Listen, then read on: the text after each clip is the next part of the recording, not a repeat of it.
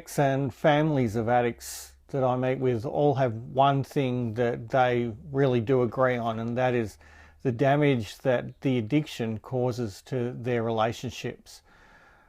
It's really interesting when you look over the friendships and the family relationships of someone who's caught in the grip of an addiction, that there seems to be a trail of destruction and a trail of lost relationships that the addict is actually grieving for. And in the grieving and in that separation that they experience in those relationships that their addiction has caused, then the shame seems to perpetuate this cycle of addiction because they feel more and more disconnected.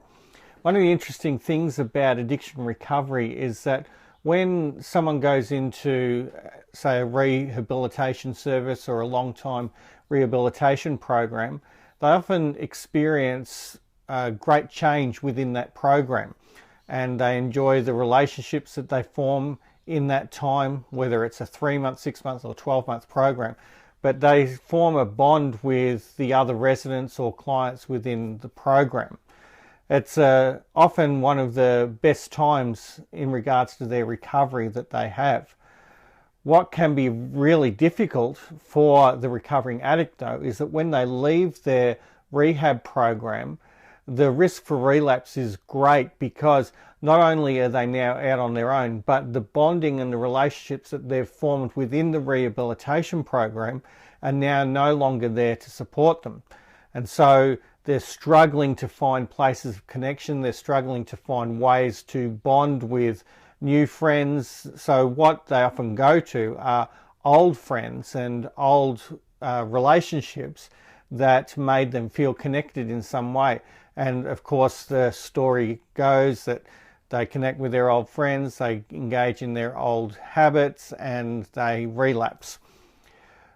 You can't blame them for doing that because the thing that addicts are crying out for is connection, is some kind of bonding.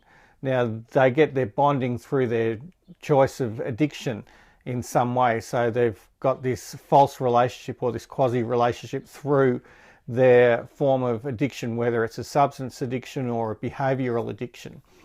And so it's really important that when we work with people who are caught in this grip of addiction, that they find ways that they can bond post-rehab. And one of the things that I like to do in working with those in recovery is help them to form bonds of connection, meaningful bonds of connection, whether it's with broken relationships in the past, the restoration of marriages, the reconnection of family, if that's a safe thing for them to do, but to find ways that they can bond, find ways that they can connect and develop deep, meaningful relationships.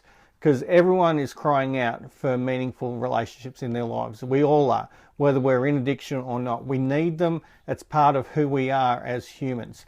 And so to be able to help an addict find meaningful connection is one of the best ways that we can build a relapse prevention strategy within their lives. It's one of the things I love to do. And if you'd like more information on this, why not book a session with me? Go to addictionscoach.com.au.